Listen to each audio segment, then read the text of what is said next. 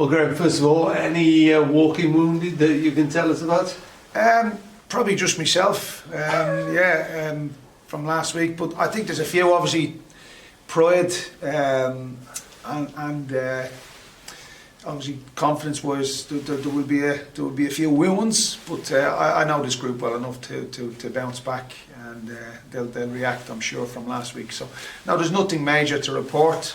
Like I say, it's 8:30 Friday morning, so that might change as the day goes on. But at this moment in time, the lads had yesterday off, so from Wednesday, at this moment in time, now there's nothing to report. Touch wood. Mickey had one of those days, didn't he, last week? But I mean, you know what he's contributed to this club and what a player he is. Yeah, Mickey.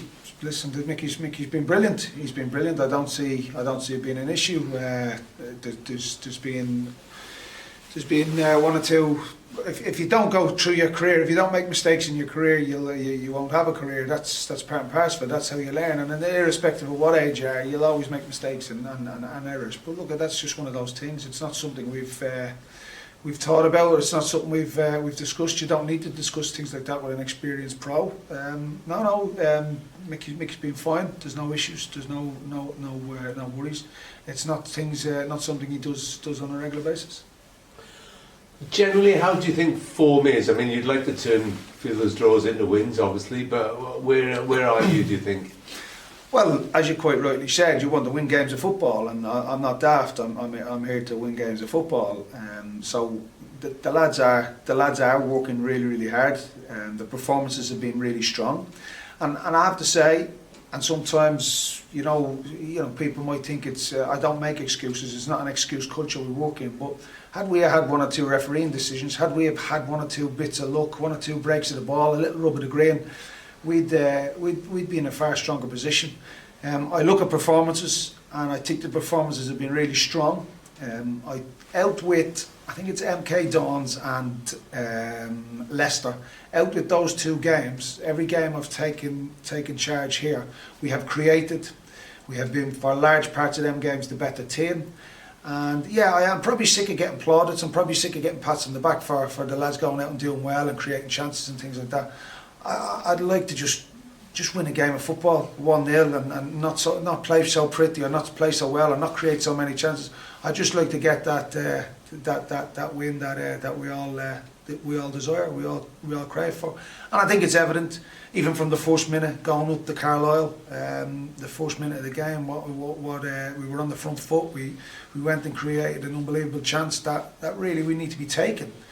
So if we can start converting some of these chances that we're creating, we'll be in a far stronger position. You got that cushion between you and the bottom two. Are you looking up or behind you still? Are you in a relegation fight at all? Well, you know me. I always look up. I'm always positive. I believe we were in a relegation fight when I took the job on. At this moment in time, you got to look at yourself. You don't look around you. You don't look behind you. You look at yourself. You look at your own performances, and if you can perform well, I'm pretty sure the rub of the green, Lady Luck won't turn her back on us forever. I'm pretty sure we will get those results. The lads have been performing well, and I'm pretty confident that this group of lads will start to pick up results. And like I say, London buses. Once you pick up one, the next one.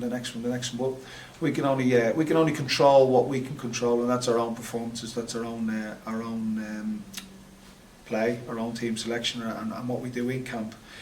We can't be worrying or looking around and seeing what others are doing or are not doing. We have to concentrate on ourselves. You brought in Harry Charlesley. What does he bring? Well, he brings experience naturally. He'll bring legs, he'll bring energy, he'll fit into the group, the dynamics of the group. It'll be a smooth transition. He's been one of the players that I spoke to when I first got the job. So it's been on the cards a while. So I was delighted to get it done, get it over the line this week. He's gone from he's had a relegation battle with Mansfield. He's gone from there to promotion in League One and promotion in League Two with Port Vale and playing in League One. So his rise has been really good, strong. He's strong mentally, physically. But I wouldn't be expecting too much from Harry too soon because he's not played for a while. There will be elements of rustiness to his game. He's probably, it's been October, early November since his last game. So he'll have to settle in, he'll have to get used to the group and things like that. But he'll be a real good fit and a really, really good player for this football club. He'll be in the squad tomorrow, yeah? He's available? Yeah. He's all available. I think his paperwork and all that has gone through. So yeah, he's touch wood, like I say. I'll have a roll call when we get in this morning. We obviously put things back an hour because of the frost, just to let the frost come out of the pitches. So when we get in, we'll have a little roll call, but I don't envisage too many issues, too many problems. He'll be fit, he'll be available, and hopefully he'll get some part of a game tomorrow. One in, are you looking for more before January the 31st? Yes. Yeah, I think I've stated that. Obviously, beginning to sound like a broken record. Yeah, I am looking for more. We're looking for actively. Geez, I just got a phone call there on the way into work this morning to tell me that a player I was quite hopeful for has joined the League One club. So, listen, there's a lot of competition. It's a fierce window. The landscape of League Two has changed. The transfer window in League Two has changed dramatically. It's a very, very competitive window. We've had a lot of nearlies. We've had a lot of hitting the crossbar. We've got outbid on numerous occasions, but we carry on. We know what we want, and we are active in the market. And we've met players. We've sat down with them. We've gone to see them. We've discussed things. But one or two has obviously opted to go elsewhere. What do you mean it's changed? What do you mean by that? Well, financially, I'm listening to managers in League Two, and they're talking about they won't get outbid, and I'm thinking, wow, I've never seen a transfer January window in League Two with as much riches and as much finances floating about as I have in this window. I don't think it's ever been done before. Will it ever be done again? Possibly, but it's crazy to look at some of the things that's going on at some of the other clubs. Again, like I say, and I'll be true to me, we can't control that, and we don't really need to. We need to be concerned ourselves with it. We need to look at ourselves and no one else. But yeah, it's becoming tougher. It's becoming harder, and it's a really January notoriously is a tough window, but. It's become even tougher and harder this year. So you're saying that the riches, as in not just fees, but wages going around at this level as well, it all adds up? Well, I would say to one player that I worked with previously, striker, he would probably be here at this football club if it wasn't for that type of scenario. He's moved on in this window. He's League Two striker, and he's moved on, and I certainly would have had him. We'd probably like to work together. Him and I would like to get back, but obviously the finances, the riches that he's been offered elsewhere, he's gone elsewhere. So that's just the challenges that you face in this window. What about AFC Wimbledon then? Really good draw up there. Yeah, they're a really tough team. They're going well, in good form. The big strong boys. It'll be a battle. It'll be a fight. Another big challenge ahead of us. I'd obviously hope that the crowd can do what they've done for us against Crawley. When they get going and they get behind us and they support us, they're really powerful. So again, look, we're reliant on all factors to help us and to push us on. And if the crowd can get behind us tomorrow and drag us through that game tomorrow, because it will be a fierce battle, it will be a fight, we know that. But it's one we're looking forward to. It's one we're really looking forward to. And I do know this group of lads. They do react. The lads, and they'll be eager to get last week's, not only the journey but last week's result, out of their system. That's couple. You can see the cover on behind you. You think the game will be okay? Yeah. Well, yeah, the covers are on. The covers are good. And if the game's not on, we'll adjust accordingly. But we're thinking it will be. We're quite confident. We're quite positive that it'll be on. I don't think it's got to -4. I do believe the covers can take the frost up to -4. So I don't think we're anywhere near that. So I don't see the game being in any doubt. And finally, have you paid your fine? And how are you looking back on that now? I think it's a disgrace, to be quite honest with you. But hey ho, that's the organisations you go up against.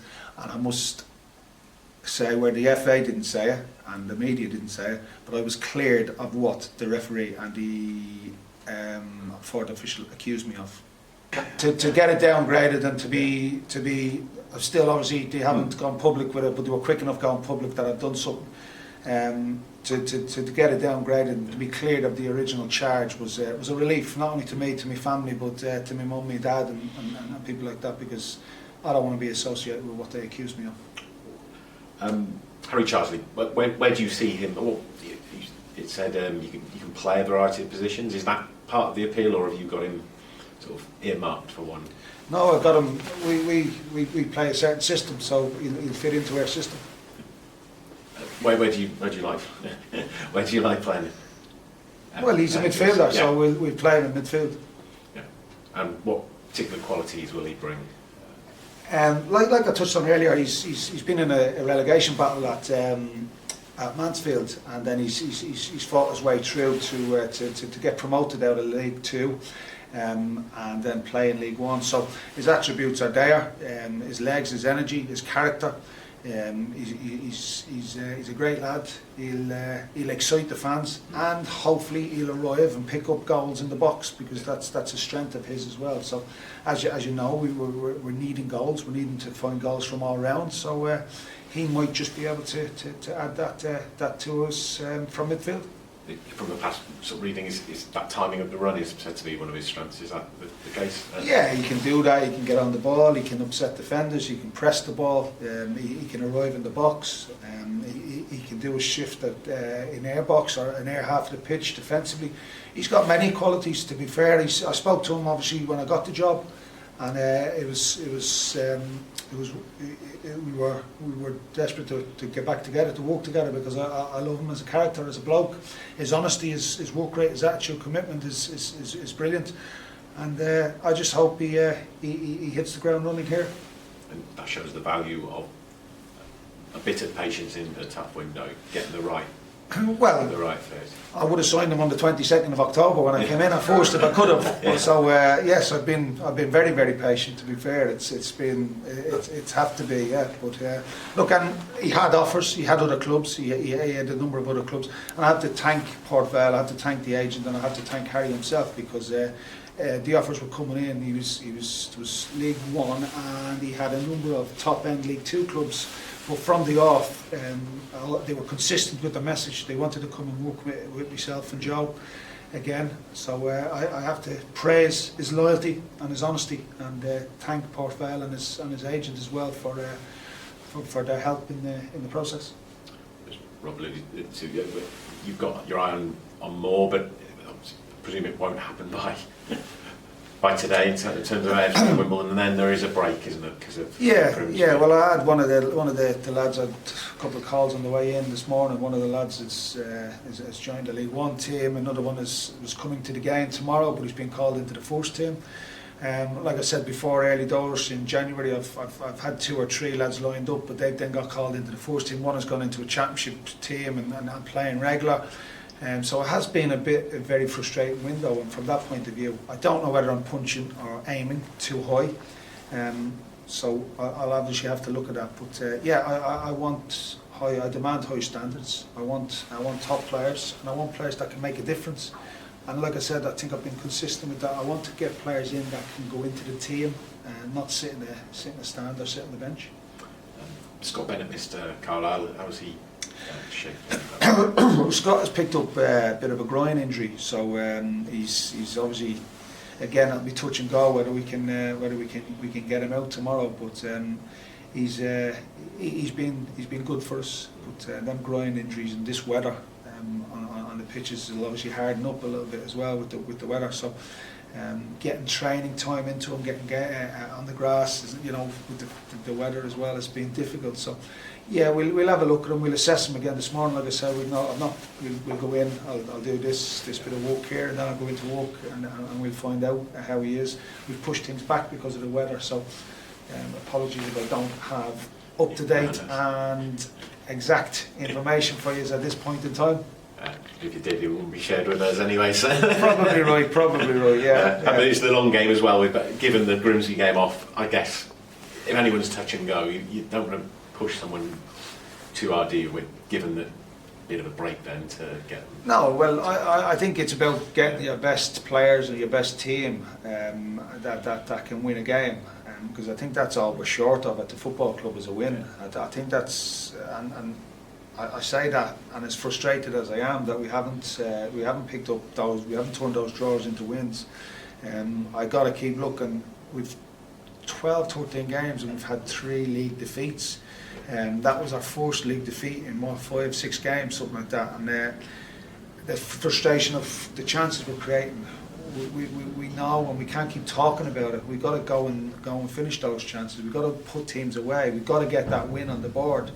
And these are all demands that are placed on the players. But I'm as frustrated as the next man, yes, and as are the players. And I think we can clearly see that they care. I can clearly see that they're more than a match for most teams in this division.